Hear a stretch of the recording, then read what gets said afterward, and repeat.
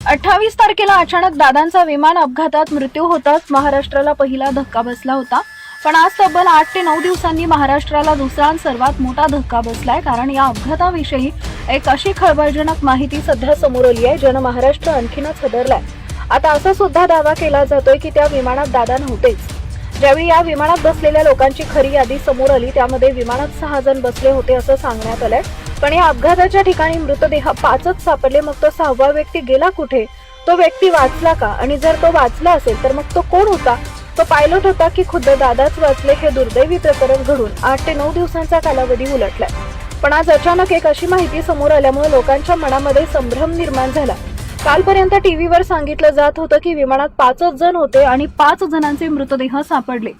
दादांची ओळख पटण्याचं कारण म्हणजे फक्त त्यांच्या हातातील घड्याळ होतं. कारण तिथं उपलब्ध असणारे जे मृतदेह होते त्यांची ओळख पटवणं अत्यंत कठीण होतं.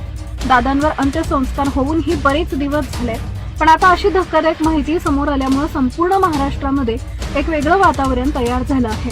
कोणाचाही विश्वास बसत नाहीये. अमोल मिटकरी यांनी विमान ज्या ठिकाणी क्रॅश झालं तिथं आपण त्याच दिवशी सायंकाळी गेलो होतो अशी माहिती दिली आहे.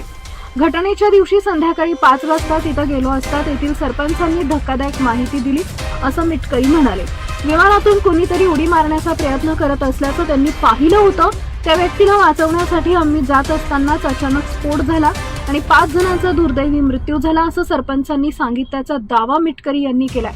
या विधानामुळे संपूर्ण प्रकरणाला नवं वळण मिळालंय. या ठिकाणी महत्वाची माहिती आता समोर येते ती म्हणजे हा जो जिवंत व्यक्ती आहे तर तो नेमका कोण आहे याबद्दलचा एक महत्वाचा रिपोर्ट येणं बाकी आहे.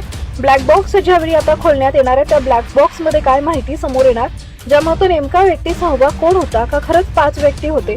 त्या ठिकाणी सोशल मीडियाच्या माध्यमातून किंवा प्रसार माध्यमांनी चुकीची माहिती पहिल्यांदा दिली होती का?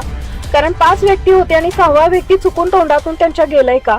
कारण ही जी माहिती आहे तर ती सूत्रांमार्फत आणि संशयित लोकांची जी चर्चा आहे त्यांच्या मार्फत झालेली आहे. मात्र अधिकृतपणे दादांवर अंत्यसंस्कार झाले असून सरकारनं तपास सुरू असल्याचं स्पष्ट केलंय.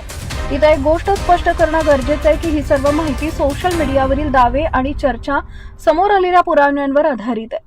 या व्हिडिओचा आणि चॅनलचा काही संबंध नाहीये.